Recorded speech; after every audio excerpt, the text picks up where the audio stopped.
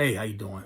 I remember for many, many years, I had the jobs that I had or worked at or places of employment. I was always miserable. And um, I was always, I followed the mold, do the 40 hours, maybe a little overtime, get the paycheck, and then pay the bills and then get back on it on Monday. That was the cycle I thought and assumed that was life until I understood purpose.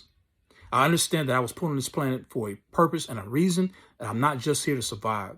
And a few years ago, this is about 8 years ago, I was working, making minimum wage at a certain place, establishment. And I remember seeing this gentleman, a young guy, African-American male, and he would always come in. He was, not suits, but he was dressed really nice. And I said, man, I remember he just caught my just how he carried himself and what he did within the company.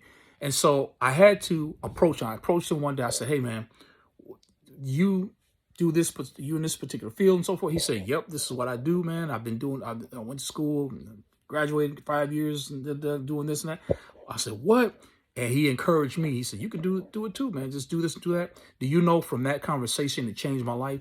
2 years later, I'm actually, because of that conversation, it actually changed the trajectory of how I saw myself and my abilities. And I said, man, I can do that. And I'm actually doing that working in the mental health field. Let me tell you something. You are more valuable than you think. You have a purpose and a plan. The problem is when we don't think we have a purpose and we don't have a purposeful life, we fail to plan or we fail to seek out and look for those opportunities. I had being in that position in many jobs, I always thought or knew inside of me that I could elevate. I can do better, Chris. I know you're working here now. I know you're making minimum wage. I know the salary's not where it should be. And you wasn't even having a salary, just making enough to make ends meet. I knew things would get better for me because I trusted in the God-given ability.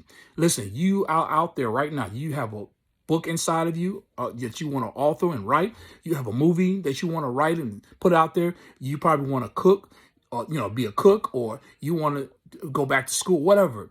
It's there for a reason because God put it in you so he can share it with the universe, with everyone. But if you got your head down, or if you're looking at that 2-week paycheck, if you feel more comfortable in that, you will never get to where that upper echelon of your creativity, which God has purposely planned for you. There is a purpose for you. I don't care how we got here. And it doesn't matter what happened in your life and the mistakes we made. You're here.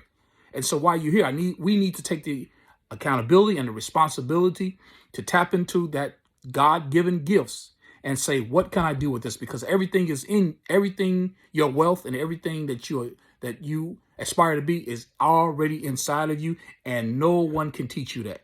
You have to come to a place in life where you just say, I'm enough is enough.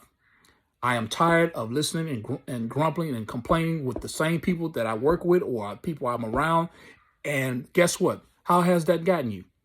10, 20 years of the same thing, same people, going nowhere. Step out of the box, try it, do it, because it's ready. And once you step out, once you realize that I'm not here just by happenstance, but I have a purpose and a plan, you will reach what you want to do or accomplish what you want to do. And then all these other doors and options will be available for you. And the other thing, as you open your eyes, your spiritual eyes, God will show you all these opportunities. And we don't know how they come, how they get here, but they will be here for you and provided. All right.